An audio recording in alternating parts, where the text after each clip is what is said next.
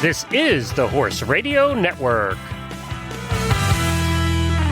This is episode 663 of the Dressage Radio Show, official podcast of the United States Dressage Federation on the Horse Radio Network, brought to you by Kentucky Performance Products, Horse Report System, and Trust Design. On this week's USDF episode, we are joined by founder of WeRideTogether organization. After that, we're going to talk to Janelle Bruce from Equestrian Canada, and then our friend S Judge Ron King gives us a tip for this week.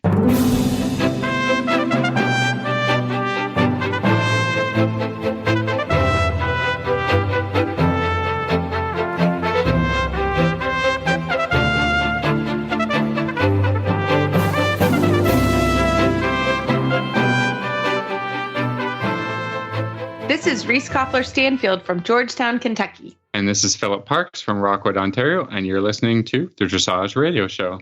Well, welcome hello. home, Reese. Georgetown, Yay! Kentucky. I know, I'm back. Last week was really a big week.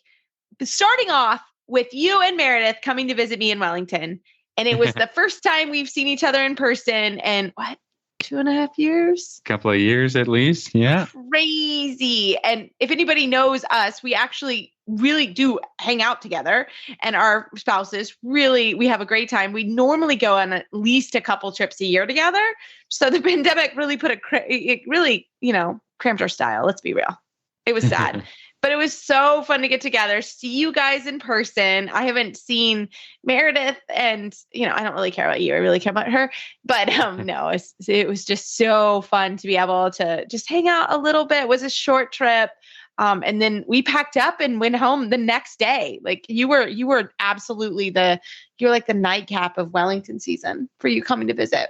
Well, I mean, I hope that that it was a good trip back up to Kentucky, and it wasn't actually, but that's okay. Thank you for asking.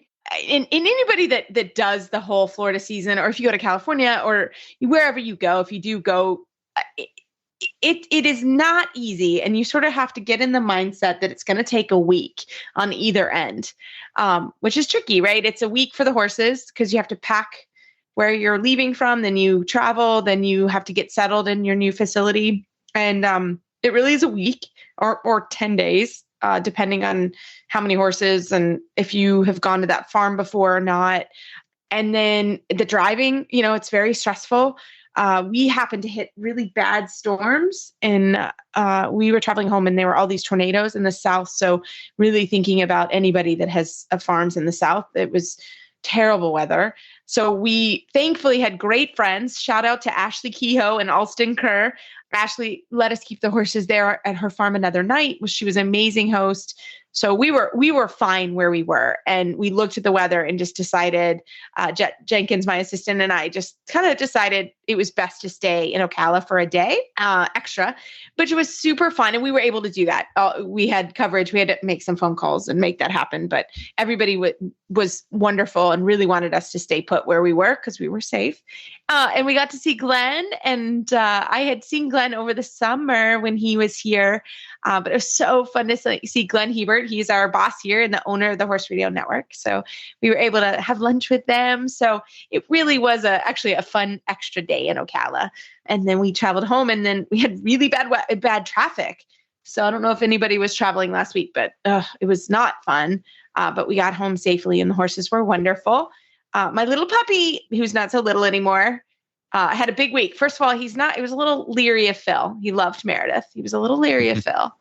And he really, just doesn't have enough men in his life. He doesn't. Come on, are you here to mow the lawn? Well, anything. Yeah. But he was a little bit nervous about Phil, but he was really nervous with traffic. So thankfully I wasn't driving, but he was trying to climb in the passenger seat in my lap.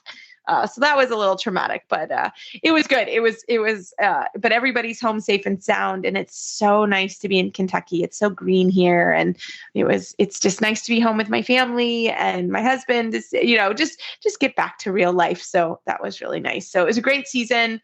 Enjoyed every minute of it, and it's fun to be back now and getting ready. Everyone's starting to compete up here, so. Our show season, we have a horse show next week, and our first recognized show. So it's starting, which is really fun. So Yeah, it was great, but it was so fun to see you guys in person. And I can't wait for many more trips to come in the future. Well, I think we've got a pretty good show going on today, and we're going to be bringing you topics from USDF and Equestrian Canada. So let's get right to it. Love it. This Nutrition Minute is brought to you by Kentucky Performance Products, the company that simplifies your search for research-proven nutritional supplements at kppusa.com. The horse that matters to you matters to Kentucky Performance Products. Managing horses can be challenging. Each horse's personality affects the way he behaves and reacts to the world around him. Horses with certain dispositions can be at higher risk for developing health problems than others. High-strung or excitable horses are easily stressed, but so is the timid, quiet warrior. Stressed horses are more likely to develop digestive upsets that lead to colic, diarrhea, and ulcers. Nalox Advanced was specifically developed to support a digestive tract that is under stress. It sustains proper pH levels, reducing the incidence of ulcers and hindgut imbalances, while simultaneously supporting the healing of damaged tissues. Nalox Advanced supports the complete digestion of starches and sugars and sustains populations of beneficial bacteria. Make life a little easier on your sensitive horse and start him on Nalox Advanced today. To learn more about the ingredients in Nalox Advanced, visit Kentucky Performance Products at kppusa.com.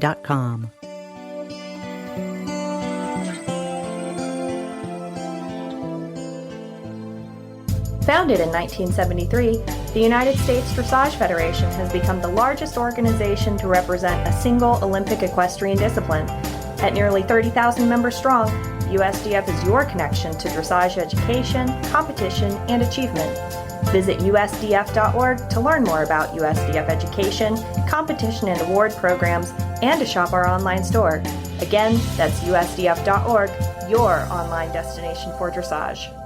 Well, tonight we are so thrilled to have Carrie Caring. She is the founder of WeRideTogether on the program. Welcome, Carrie. Thank you. I'm so excited to be here. Well, we are thrilled, and we're going to get started and just have you tell us a little bit about yourself and how you founded WeRideTogether. Sure. Well, I founded WeRideTogether with the Horse Network, and what happened was my family is very, very deep into horses, as most equestrians are. If you're into horses, it's pretty much everything. And I think regardless of the discipline, and all of my daughters rode, and my daughter Maggie at the time had ridden with her coach for 4 years and was very, very, very committed and involved in the sport, and has very high goals for herself in the sport. And, her coach was the most influential person in her life. And she was groomed into a relationship with him. And, prior to that, she hadn't, she'd never even had a boyfriend. She was a junior in high school who was, a horse girl. And what happened was when everything came out as to what had transpired, Maggie was in horrifying shape. And she, we had a period where she was suicidal and not really wanting to move forward in her life and dealing with a lot emotionally and mentally. And then after about 6 months, she decided to go to Safe Sport, which is an organization in the U.S. that all athletes, at least all equestrians in the U.S. Over the age of 18 need to have a membership, and it's in case people aren't familiar with it, it basically looks at transgressions that have occurred and then can suspend or ban people from professionals in their sport. And it was put in place after Nassar in the gymnastics. And so people had been calling Safe Sport, reporting the relationship, but Maggie wasn't ready to come forward. And then about 6 months after everything, came out, she did go to Safe Sport, and she did talk to Safe Sport. And then a couple of days later, the coach was suspended. And what happened was the reaction within our community, within the equestrian community, didn't make sense. The reactions weren't, okay, this girl is a junior in high school. Had this been her math teacher, I don't think, I think everybody would have been up in arms.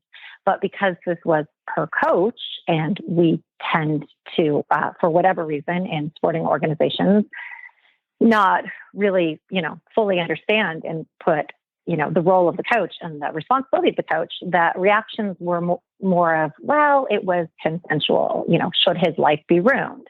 And it didn't make any sense. And so I contacted Carly Sparks, who's the chief editor of the Horse Network, and then she put me in touch with a publicist and a strategist named Lauren Kay, and the three of us kind of sat down and said, okay, we have this huge mountain to move of, understanding what sexual abuse in our sport looks like and how prevalent it is, and how do we move this mountain. And we initially thought we were just going to maybe come out with a PSA or two, and then we had a website, but it wasn't, it was going to be, a big thing because nobody's really done anything like this, but it wasn't going to be what it has since turned into. But what happened was, once Maggie came forward, and then after we released her a PSA, which had my daughter in it, talking about what had happened to her and a little bit what grooming looked like and all these things, my family received an avalanche. I mean, hundreds and hundreds and hundreds of equestrians from all over the world started reaching out to my daughter and myself and sharing their situations and what had happened to them. And some of these were situations from 30 years ago where, people were just now starting to deal with it and reckon with it. But a large many of the situations we have heard have occurred within the past 5 years. And so it is very much a current problem. And if you look at the numbers, horse sport is, so this is a problem in all athletics across the board, right? You look at, 50% of all children prior to the age of 18, at least in the United States, have experienced some form to some degree sexual misconduct in their sport. And then there was a study that was done, I think it's a year or two ago, that was published in USA Today that looked at athletes, college athletes, and 1 in 4 college athletes said they had experienced sexual abuse in their sport while competing at some point in their life, whether it was prior to college or in college. Those numbers are staggering. It's horrible. They're staggering. The numbers are staggering. And nobody's really doing anything to address it because it is such a taboo subject and there's so much stigma involved, and nobody wants to hear their sports name, in the same sentence with sexual abuse. It's just not something anybody wants. So we decided, okay, we need to do more. We need to lean in more. Well, so we started. I mean, it can't get better if it isn't brought to light. If you just compartmentalized it and keep it secret, then it's just going to continue for sure. Well, and it never has been brought to light because the stigma and the taboo. I mean, if you look at what happened with my daughter, if you look at, I think it was Chronicle of the Horse was the first one to post on Facebook about her former coach's suspension. And they posted an article about it with a quote from my daughter. And if you look at the comments, the hate towards my daughter was insane. It was fully vilifying a minor who'd been groomed and sexually abused, and everybody was angry at her for coming forward. And so I think that's a huge reason nobody talks about it. And it's also taboo. And there's so much guilt, and grooming isn't really something that we discuss, but because it makes people uncomfortable, and but Carrie, it needs to be discussed. Could you just talk about grooming? I think that's important to sort of define that and what that is, and why potentially in the horse sport, it could happen in easier than other sports. And I'm not saying that it doesn't happen in all sports, but horse sports specifically. Well, horse sports specifically, we run into problems in horse sports because when you look at where things like this happen in sport, there's a higher, we check all the boxes, right? There is a higher prevalence in individual sports. There is a higher prevalence in high performance sports because students and coaches have, so much more time together, so much more. And then you look at, I think most sports have this, but it's specific to horse sports. You look to your coach in most cases when you're competing, at intense levels for everything from, that's how you learn how to care for your horse. That's how you learn about, health and wellness and feed and medications and soundness, right? All of these things come from your coach. And so they very much become the most influential person in your life. And then grooming is a very, very subtle thing. It can start with things that don't seem like anything, right? That aren't red flags. Maybe somebody brings you a cup of coffee, maybe as opposed to a group dinner when you're competing. Maybe, the coach wants to talk to you about something specific in your riding. And so it is suggested that, that there's a lunch or a dinner or something, right? It starts with very, very minor things. And then remember, as a student or an athlete or, a minor, you're looking to this person to help you understand your sport and understand your world. And so you're putting all of your trust in this person. And then the lines can get blurred and crossed very quickly. In my understanding, it's it can be subtle, but it starts kind of with one-on-one communications via text message or, and then it's more one-on-one time where, the student can be really flattered by that, right? And like, oh, well, I must be special. And then it just kind of evolves from there. So, this is where the education and coaches is like, those things are, one-on-one with a minor is off limits. And then it never gets started, right? Right. And we run into a problem in our industry because our industry's been, at least in the US, entirely unregulated, right? And so then when you come in with these rules that professionals in our sport, they seem arbitrary or ridiculous, because it is hard, right? Because sometimes you have to be at the barn at 5:30 in the morning with your coach and your student, and, you have a 6:30 a.m. course block and things like that. And so then everybody says, well, we can't do this. We have to have one-on-one communication. But that's not the case. These are things that professionals in our sport and the adults in our sport should automatically be putting in place to protect the minors, but also just to protect themselves from any conflicts or anything. It's a really good business practice. And we're really in our sport shut down against it. We're really pushing very hard against that. And that doesn't make sense because, any other, business would say this is just a good business practice. Well, and I think too, Carrie, partly with horse sports, a lot of times you travel and you're away from your family or you're going to hotels and again, it's important that, again, Philip and I are both certified coaches. So there are rules in place. And that's a whole different topic as well. But like you said, it's also to protect the coach. It just protects everyone. And I think that is so important because for so many years, that's just what has happened. And that's not necessarily a good thing. And that's one of the reasons that we've had so much trouble in our sport and why safe sport, like you said in the intro, has become a policy for all riders, coaches, anyone that has access to athletes. And when you listen and you take those courses, you do learn about grooming. You learn about the correct practices that should happen. So, for example, a coach needs to have communication with their minor student and also their parent or a guardian, or someone else has to be on that particular discussion. And it's not that difficult to do as a coach once you put, like you said, the practices in place. And I think that's incredibly important moving forward that happens so that, like you said, it starts from a place that no one notices, and then it becomes an incredibly big problem. And it's not a good thing at all for anyone.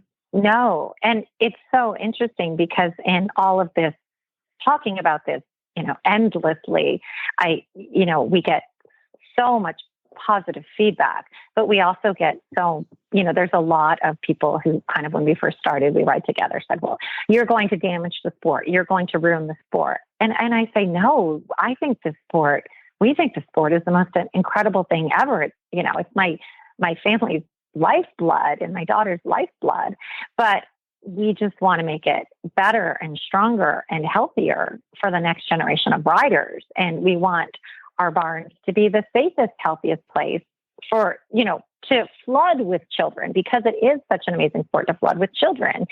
But yet when we find the professionals in our sport, and quite honestly, it's a lot of the male trainers in our sport feel very threatened by these discussions, as opposed to, it's pretty black and white.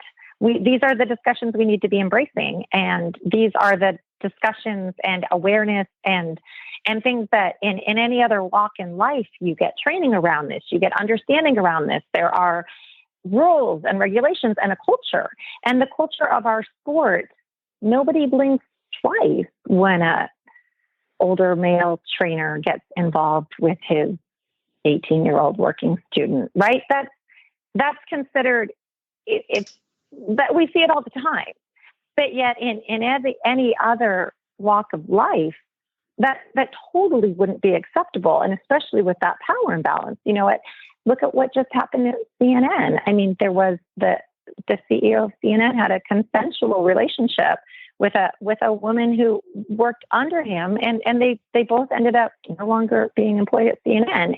And nobody in the world blinked at that. Everybody said, yes, that makes sense. He shouldn't have done that.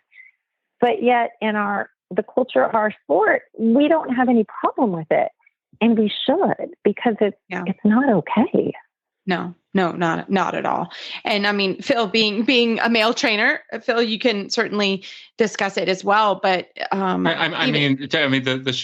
long and the short of it is, like, if you're not doing that, the protections, I mean, I ensure, I welcome them, because then if I get accused, I say, no, I've never done that. And here's the text messages. Here's the, everyone's like it protects me as a trainer in case you're worried about, false accusations.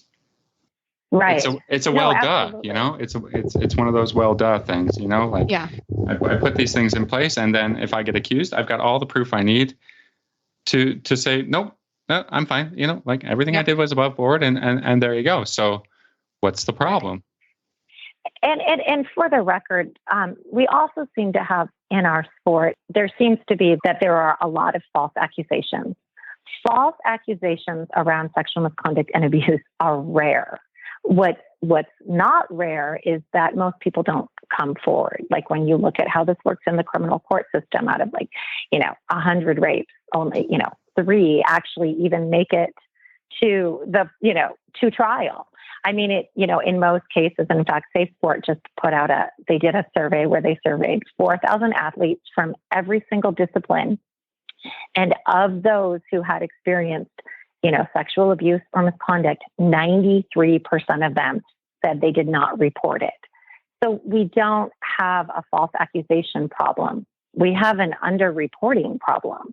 And what We Ride Together is about, it's not about reporting it. It's not about the bloody mess at the end, which is Safe Sport or law enforcement. It's about preventing it.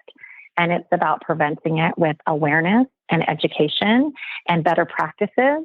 And, we can't do any of those things until we get comfortable with understanding that we have a problem and addressing it and removing the stigma from talking about it. Right, exactly. Well, Carrie, give us all the information. How can we get on the website? All the details. So the website is WeRideTogether.today. And the website is great. It has the PSAs that are specific to horse sport. It has some PSAs we did with Army of Survivors. That, on it, we have a PSA with a former NFL Super Bowl player, former world-class diver, a NASCAR survivor, and then as well as our equestrians. And then because we are beginning to take what we're doing and branch out into other sports. And we also want the equestrian world to know this, right? The equestrians aren't alone in this. This is all the places our children participate in athletics. And the website has, resources, how to make your barn safer. There are survivor resources. There's even a page, one of our links, we found it on Zero Abuse Project is one of our partners, and we used one of their links because they had a link on their website with frequently asked questions. And I found it and I said, oh my gosh, these are the questions I'm getting asked, on a daily basis. And then we also have a really great section called Stories Have Power. And where that is if somebody, in some cases, these are people who have never shared their story before, where they want to share it, but they share it anonymously, and we use false names. We don't, we're not about pointing fingers at individuals.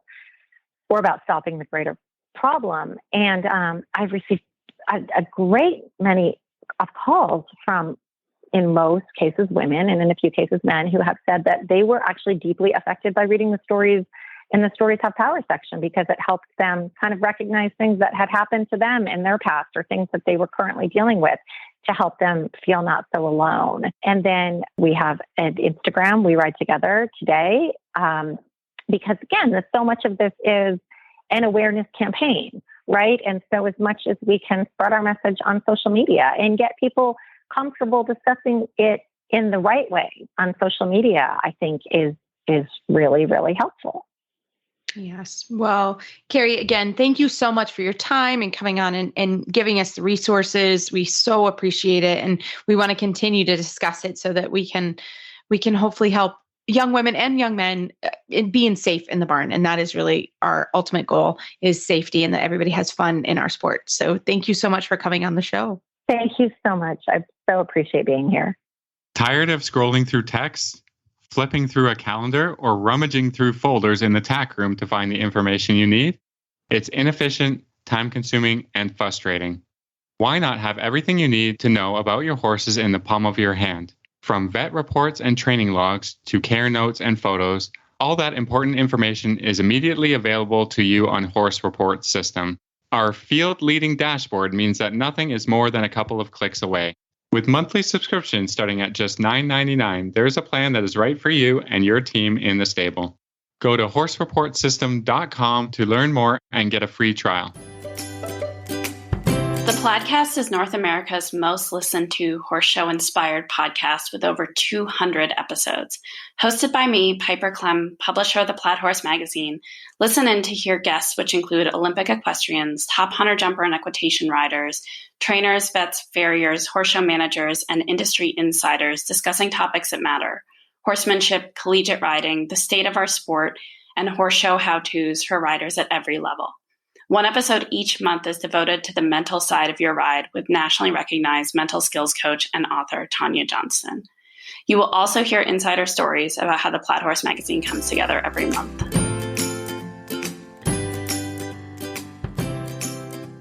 Well, tonight it is my pleasure to introduce Janelle Bruce. She is the coaching coordinator from Equestrian Canada. Hi, Janelle. Hi, Phil. How are you?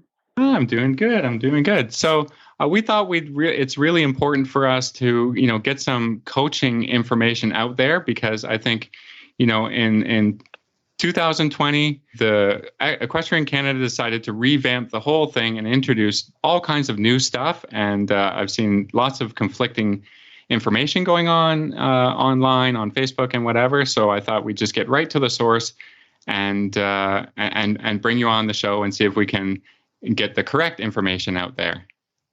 Yes, definitely. Definitely a pleasure to be here, and for you guys allowing me the opportunity to clarify some things, because yes, there's a lot of confusion going on, and because of the complexity of the programs, it can be hard to navigate through them. So maybe I'll just let you get started and say, like, where did all these changes come from? How did they get started with that? And now where are we? Okay, so essentially it was the government of Canada back in April of 2018. They introduced a safe sport program or mandated a safe sport program. And essentially what the requirements within that program was, there was three major ones. One of them being that we had to create an environment that was free from harassment, abuse, discrimination of any kind, and as well, creating that safe and welcoming, inclusive environment. A second point of that was that we needed to provide mandatory training on these subjects. And then the third was that we needed to put in place a complaint management process or dispute resolution process. So those were the key factors that influenced the development of the coach status program, which does in fact answer to the requirements of the Government of Canada in regards to the safe sport. And then as well with, as you mentioned, prior to 2020, Equestrian Canada, yes, we had the coach levy, but then again, those types of programs didn't necessarily respond to the mandates of 2018. And so there was a lot of enhancements. So that's where the coach status program was developed from. So, we talked off air, I said that, last year I've got my certification. And I think a real benefit of the new programs is that step by step, it provides a pathway for anyone to kind of get going on their towards certification, because I think that's the end goal of Equestrian Canada, is to get everyone certified. But broken down into these steps, it's much easier to do. I hadn't been certified because my feeling was that there was no real place for me. The umbrella didn't include someone who had been coaching and teaching for a long time. I've been doing it for 20 years. And, I never got started when I was younger. And so there was all these strange requirements for jumping. And, I understand where they came from, but I was like, well, I don't have a jumping horse now. And, where do I get started and whatever. And the new program really let me go along the pathway towards certification. And then I found that, over the past 2 years, it wasn't easy, but it was clear and straightforward. And so that's where I want to say thank you so much for doing that. And maybe now we can talk about what are the steps and how does someone get started in towards certification through the new programs. And people are getting tripped up on the labels of the steps. So we're going to try to really break them down and tell them what they need to do. Sounds good. So essentially, yes, you did mention you got certified. So that would have been done through the Coaching Association of Canada, as well as EC, the NCCP program, which is the National Coaching Certification Program in Canada. And for then all sports. Yeah. So Yes. That is not equestrian specific. So they're really nicely tied together. Yes, correct. So, with that being said, there is some, CAC does work in cooperation with us to develop more like sport specific within the NCCP. But yes, you are correct. It is across all sports. There's 65 or 68 sports that do have an NCCP program. So essentially with the coach status, so there are currently two statuses. We're looking at registered coach status, which is more tailored towards the coach who is either pursuing certification or, new to the coaching industry, instructing, that kind of thing. So that would be registered coach status. And that one is a status that does not, you don't need a certification or verified experience to hold registered coach status. Basically, it would, there'd be an overview, your concussion education, fostering healthy equestrian environments, which would be your safe sport training. And then as well, there'd be the first aid, which the requirement for first aid would be standard first aid, CPR level C, which was a requirement that just recently changed. And I can get into that in a little bit. There are some criminal record checks that would need to be done, as well as the screening disclosure form, which would encompass the screening training components to receive registered coach status. And as well as another important part would be the insurance component, where certain minimum requirements would need to be met, one being $2 million in commercial general insurance liability, and then $100,000 in professional insurance liability, and also some letters of references. So for those who are deciding that they will be attending an NCCP evaluation, registered coach status would be required prior to engaging in these activities. So once registered coach status is completed, then the coach can then enroll into evaluation, be evaluated. Evaluations are based on competencies, and then upon successful completion, then if that coach wishes to upgrade to licensed coach status, they can do so, as licensed coach status does require a certain level of experience and expertise that needs to be demonstrated. With the licensed coach status, there's only a few variances between that and registered coach status. The requirements I previously talked about would be the same for licensed coach status. In addition, there would be a vulnerable sector search for those born before January 1st, 1986. And then there'd be an additional letter of reference that would be required, and then as well as the certification. And I will go back to the standard first aid. So previously, we were accepting emergency first aid. And then with that as well, our purpose is also to provide coaches with the confidence and the tools, the resources that they would need to address the situations that they would be faced with within their coaching activities. And with standard first aid, why we had upgraded that requirement was that standard first aid includes education on concussions, as well as it includes education for spinal injuries, which unfortunately is relevant to our sport. So that was one of the requirements that we enhanced. So to be a registered coach, these things to me are no-brainers. You know, the police check, getting some first aid, and having insurance. I think that should be a requirement for anybody as a professional standard if you're going to go and teach a lesson. But this is mandatory, required to be a coach at a show. Yes. So how is that? How is it going to be policed? You know, like so that these are my questions. You know, coming up for this year for its first year of mandatory. Who's looking after making sure that everyone at a horse show is registered coach status? Yeah. So essentially, for 2022, there's three rules that would apply for coach status in competitions. So there's Article A102, which can be found in our general rule book, and that essentially would be a safe sport environment, which essentially just states that coach status is required in order to engage in EC sanctioned competitions. Now, there's the other two that would modify certain things for competition organizers. There'd be the rule A602, which only states that the mandatory information coach status would need to be listed on their prize list. And then another article would be Article A802, and that would be that coach status information must be included on the entry form. So essentially, when a student, let's say myself, I'm an athlete, Phil, you're my coach. So then on my entry form, I would indicate Phil Parks as my coach with his sports license number. And then essentially on the grounds itself, we're really focused on education versus enforcement for this new year. We're really hoping, to get some feedback from competition organizers, officials, and all of those involved that are on the show grounds, if they can provide us with that feedback so that moving forward, we can then further develop the policing, if you will.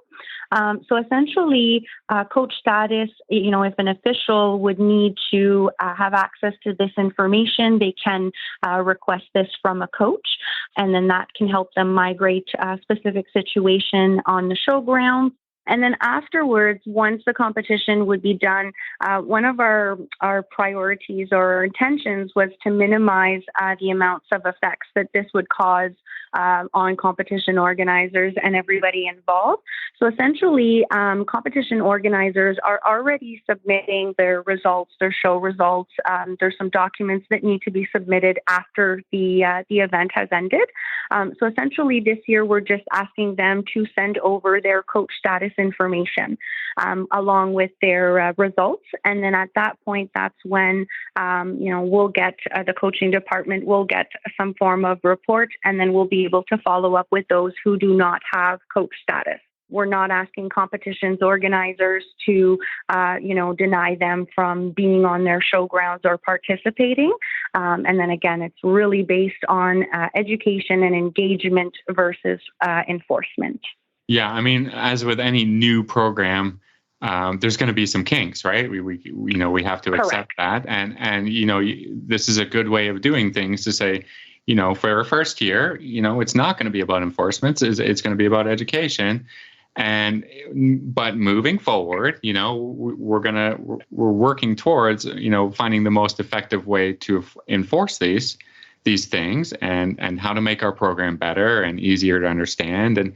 And like I said, I think, the goal of getting everyone certified or, holding some professional standard to coaching is necessary.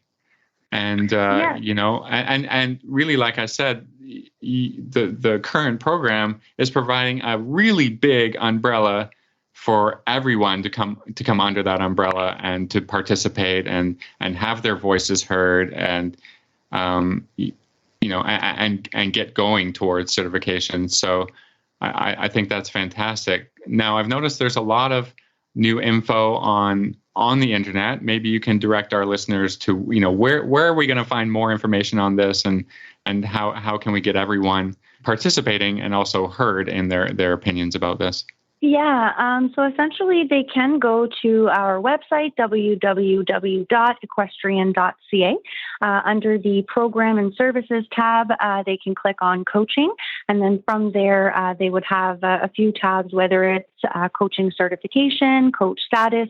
All that information is can be located there, and as well as there's some great checklists that make it easier for candidates to migrate through the process. That really breaks it down step by step, starting from step 1 all the way to step 8, 9, that really helps them, guide them through the process and clarify things for them as they're going through it.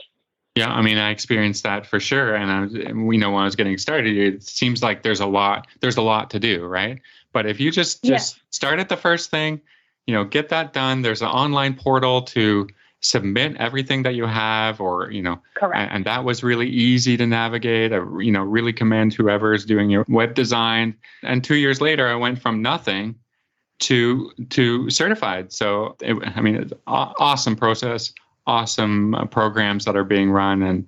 And I hope I can continue and help in some ways. So Janelle, if somebody wants to contact you for more questions, how can they do that? So they can either contact me directly. My email, jbruce, BRUCE, @equestrian.ca. Also, they can contact the coaching department, which would be coaching@equestrian.ca. And then either myself or my colleague, Sylvie, who does the processing for the coach status application, could definitely guide them through, whether it's technical issues or, help with migrating the program itself, help with migrating the eCampus and all the resources available. We'd be more than happy to do that. And if you're in Ontario, the Ontario Equestrian people there are also super helpful and can get you going on your way. Yes, we do work in collaboration with our PTSOs. This is something that, kind of all hands on deck, sort of scenario. So we do work closely in collaboration with our PTSOs, who do also support the coaches in navigating these programs. Fantastic. Well, thank you so much for your time tonight. It's been a pleasure and really educational. Well, thank you very much for having me. Well, on Phil's trip to see us in Wellington this week, it was great because we had just received our halters from Trust Design, and it was really fun. We are able to get some great pictures. We're not going to talk about how many pictures it took, Philip. Yeah, we're not good at the whole photo shoot. Well, okay, wait. Reese and Bingo and Mike were perfect. I'm just going to say, potentially there were some, if you had to fuss at Phil a little bit on smiles, but the horses looked beautiful in their new Trust Design halters. They looked great.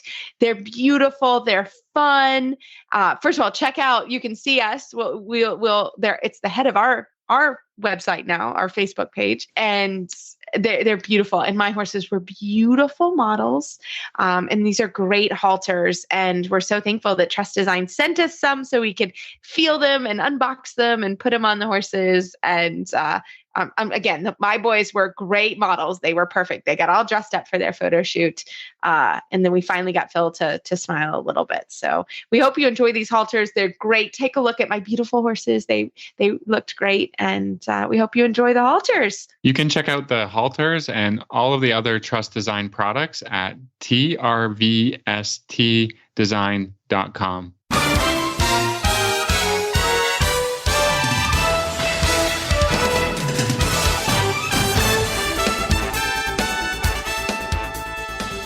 Well, for this week's Trust Design Tip of the Week, we have S Judge Ron King on the line. Ron, welcome back. Hi, thanks for having me.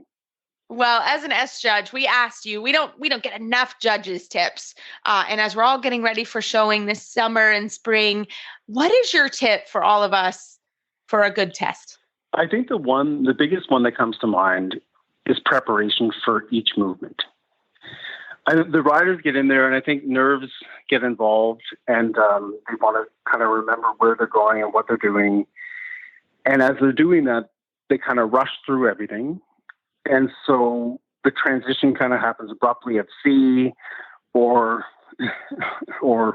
things go kind of astray because the rider is so focused on just getting through each movement that they're not focused on preparing for the next movement. And I know. Yeah, sorry, I was just going to jump in and say, it's a perfect tip.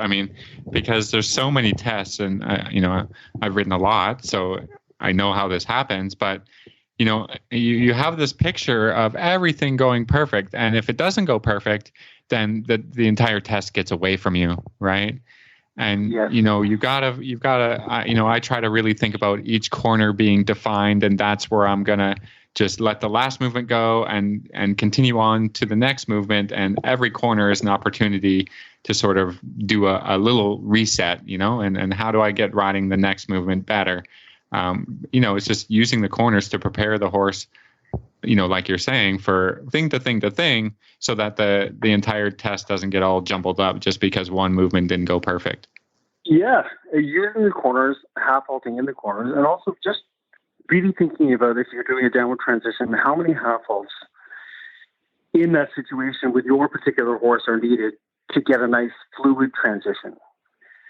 And I see people very often rushing through, and they, and then they're resorting to the rein and kind of pulling back and hoping they get the transition at whatever letter it's supposed to be, instead of really taking the time and kind of breathing throughout the test and just preparing for the next thing.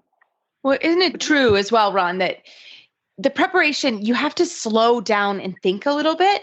And like you said, riders are so nervous when they go in there. And I've done it. I probably did it last test, but the preparation time is also a time that the rider needs to just take a deep breath and start thinking a little slower, because I don't know about you guys, but I get in there and my brain is like, I gotta do this, I gotta do this, I gotta do this.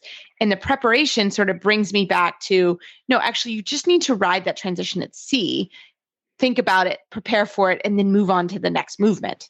So I think it's also that sort of slow your brain down time. Totally. I think riding one movement at a time through the test and almost thinking of it like a little bit in slow motion, I think would help people produce a better ride. Yeah. Yeah. Because sometimes you get in there and it's like a roller coaster. You're like, whoa, and I'm going this way and I'm going this way. And you don't have time to just like, we're okay. Slow your brain.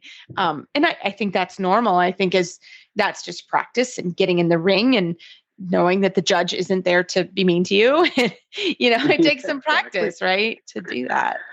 So I think that the idea of preparation and the thought of that is incredibly important. So I think for everybody for this spring and summer, remember to do it.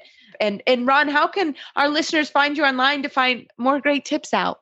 My website is blueprintfarm.ca. Fantastic. Well, thank you so much for the tip, Ron, and good luck this season. All right, you're welcome. Thanks. Well, as always, we love email and Facebook shout outs. Keep them coming.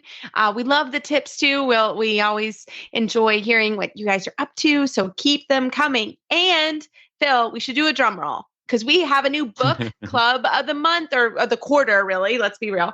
So you ready? Yeah. That was my drum roll. Okay. We have Balancing Act by Dr. Gerd Huysman. He is the author of Tug of War and Collection or Contortion. So this is a really interesting book. It's Balancing Act, the Horse in Sport and Irreconcilable Conflict. So grab a hold of it. We'll make sure it goes on our list. Everybody enjoys our books. This is going to be an interesting one. I don't think we did ever talk about Tug of War, but it was a really interesting and very, very good book. I read it years ago, so I'm excited for his new one. This is a fairly new book, so we are excited. So once again, Balancing Act, Dr. Gerd Huysman, and we will be discussing it. We'll give you guys and us a few weeks to read it, and then we'll come back and talk about it because I think it's an important book to talk about. And don't forget, you can get the book at horseandriderbooks.com. That's Trafalgar Square. They're a great partner with us, and we're thrilled to be working with them. Again, horseandriderbooks.com. Well, it was fun to be back with you guys. And as always, the United States Dressage Federation is your connection to dressage education, competition, and achievement. Visit USDF.org for more information. That's www.usdf.org, the online destination for dressage. You can find our show notes and links to today's guests on our website, dressageradio.com. Like us on Facebook, just search Dressage Radio Show. Follow us on Twitter at Horse Radio. My website is maplecrestfarmky.com, and my email is reese@horseradionetwork.com. I think the best way to find me is probably on Facebook, or my email is philip@horseradionetwork.com. I'd like to thank our sponsors for allowing us to put on a good show. That's Kentucky Performance Products, Horse Report System, and Trust Design. If you'd like to support our show and the Horse Radio Network, you can do that through the auditor program found at horseradionetwork.com. Everybody, keep your heels down and your shoulders back, and we will talk to you next week.